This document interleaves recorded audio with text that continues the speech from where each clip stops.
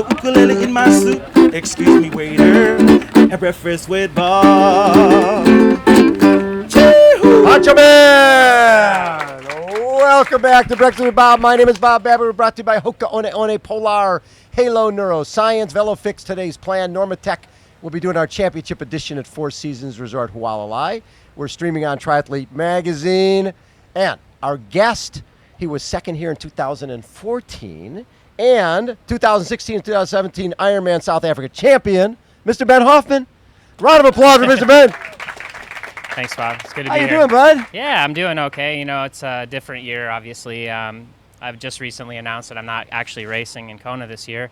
I suffered a stress fracture in my sacral area. Yeah. So, yeah, it's different circumstances this year, but we're trying to make the most of it. But the best part is you can come to thank God I'm not racing on That's Friday right. night. Yeah, I'm already looking forward to the party Friday night. We'll be there for sure and celebrate the fact that we're not racing, even though there's nothing more that I'd rather do than be out there battling with those guys on Saturday. Exactly. So you started out your season at Cape Epic mountain bike event in South Africa, one of the more brutal events on the planet, correct? I mean, you and Sebi went down there, part of Ironman Foundation, and what did you know about beforehand and what did you find out during?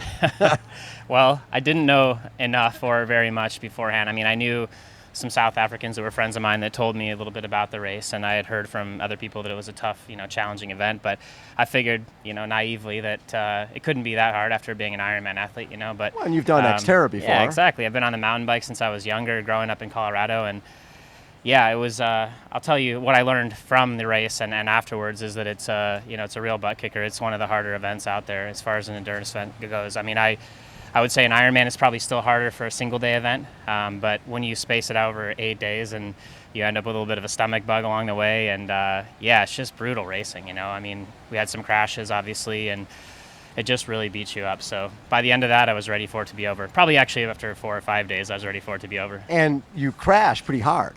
I did. And what was the injuries that came out of that? Yeah, so I actually had an injury on the other side of my low back as a result of a crash that I had there. And, that forced me to kind of just get my way through Ironman South Africa, which was my qualifier for this race.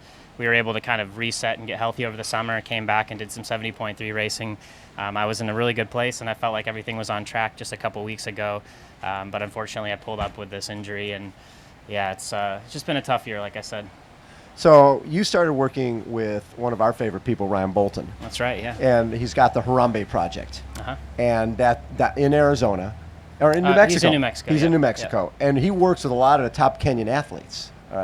And you started running with those guys. And I last year when we were talking, I was so excited about you here because I was waiting for that low 240s. I thought that was there, and I'm sure you thought that was there too. I did, yeah. I mean, and even this year too, I think I was on track in the training that I was doing. And it's easy to say these things, especially now that I'm not racing on Saturday. But I do feel like my running has really advanced under his tutelage, and I'm excited to hopefully show that, in the relatively near future when I bounce back from this one. But it's been fun to be part of that and just to see how those runners train. I mean, we've had Carolyn Rodich stay with us, and Boston Marathon champion, yeah. Yeah, and she just the way that she lives and breathes the sport, and just her approach to it. It's very relaxed. It's also very serious, and just watching. She kicked my butt in a few workouts, so it was a good eye opener there. But I think for triathletes, one of the better things you can do if you want to improve your run is running with those elite runners. Real runners. Yeah.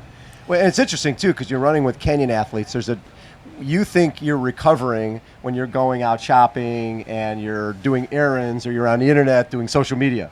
Real recovery, if you're Kenyan, means laying on a rock and watching the clouds go by. It's pretty incredible, actually. One of my favorite things about Caro is that she would come back from a morning run, and I kid you not, she would nap for 4 to 5 hours in the middle of the day, get out for that second run, and still have a full night's sleep. She probably sleeps anywhere from 15 to 16 hours a day. It's like incredible. I mean, it's really wild, actually. I was, we'd make fun of her about it, but I think there's something there. It's something, yeah. When you have success like that, it's recovery is real. That's real recovery. It's a different gig. Yeah. What is it about this place? Because you've had a lot of success here. You went from 15th to 2nd, and then you've been back 4th. 4th, and then 9th last year. 9th, yeah. Yeah, which I was able to salvage that top 10 even after I kind of had a bit of a meltdown in the middle stages of the run. But no, I mean, Hawaii's been my focus really, since I guess 2013. I mean, even before that, my first race was 2009, and I was hooked right away. I came out here and I trained 6 weeks before the race, and I really got into the Kona vibe. I loved it. And I got to know the place and got to know some of the local people here. They showed me around, and I didn't have a great race in 2009, but, I was hooked. And I just think there's something special about this place. It's hard to tell people that haven't been here, but I think just the history of it, and obviously it's the World Championships. It's the ultimate test. The conditions are brutal, and the competition is high, and it's the ultimate test, and it's what we all look forward to all year.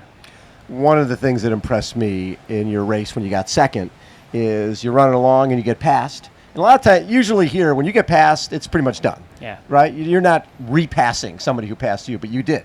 Yeah. And move your way back up in the second. And that, to me, sort of showed what you're made of, that, okay, it's a race and it's not over because you went by. Absolutely. And I think, even last year, that was something that, ninth place, okay. I mean, a lot of people dream of a top 10 here, professionals too, and I'm not scoffing at it, but I do think after you've been second, you really just want that win, and so you definitely measure yourself against that performance and trying to get the top step. But I will say that even last year, when I stood on the side of the road for 8 or 9 minutes, cooling myself down at aid station, I think out here it's so easy to go over that edge and just say, it's all over, I'm done. And I was really proud of my race last year because I regrouped, and I think I was in the maybe 15th or 16th at that point when I finally started getting going again, and I was able to run my way back into 9th place, and I just kept the fight alive basically. And I think that was a really big lesson for me, something that I was hoping to apply to this year. But I know that now. I know that I can keep fighting and keep moving forward out here, and it's something that it's maybe a secret that I shouldn't be sharing with everyone, but it's really hard out here. I mean, once you go over that edge, sometimes out here, I think everything's magnified, and it's really easy to just stop and give up. Well, how long is the rehab on what you're dealing with, and what are your plans for next season?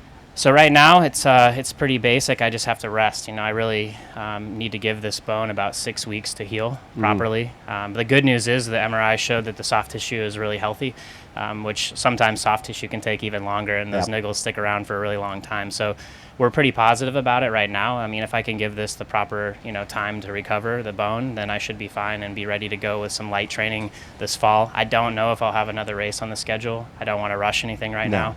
And we'll regroup and focus on 2019, do a race to get back here, and then hopefully show up here in my best condition. Talk a little bit about Port Elizabeth and racing down there, because it just, for people who haven't raced there before, how special is that? We've fallen in love with South Africa. We really love the environment down there, and I would tell people, just like I tell them, that Wisconsin's one of my favorite races because Madison just really embraces the race, and they really want you there. The same is true for Port Elizabeth. They're sport crazy, whether it's rugby or triathlon, whatever it is, they really love sport there. And I think when we come to town, you can just tell how much they want you there. The people line the course, it's for the Ironman, it's 4 10.5K loops.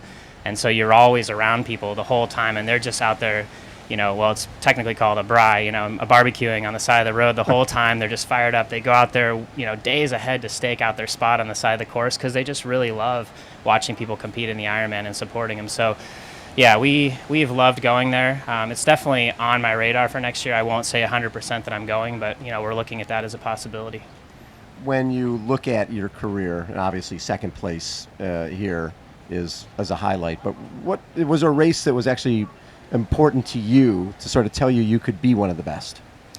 Yeah, I think that, so after I raced here in 2009, and I had put 6 weeks of training on the island in, I trained with Mac a little bit with Terenzo out here. We were putting in the miles, and I felt like, I'll go top 10 on my first try, no problem. And I got humbled pretty badly. I think I was 58th or something, 9.5 hours, or I don't even remember what my time was. It was pretty bad compared to what I thought I was going to do. And in 2010, I came back. I was able to get second place at Ironman St. George. At the time, it was still an Ironman. And then later that year, I won Ironman Lake Placid in 2010. And I think that was kind of a moment where it solidified for me that I could do the distance well after coming off of that performance in Kona, where I spent the winter really questioning myself. So, yeah, probably 2010, those two races, especially Lake Placid, my first Ironman win. Love it. How about a round of applause for Mr. Ben Hoffman? Poncho Man, take us out. Ukulele in my coffee, excuse me, waitress. But there's a ukulele in my coffee, I do declare. And breakfast with Bob. Poncho Man and Mr. Ben Hoffman. Thanks, Bob. Poncho.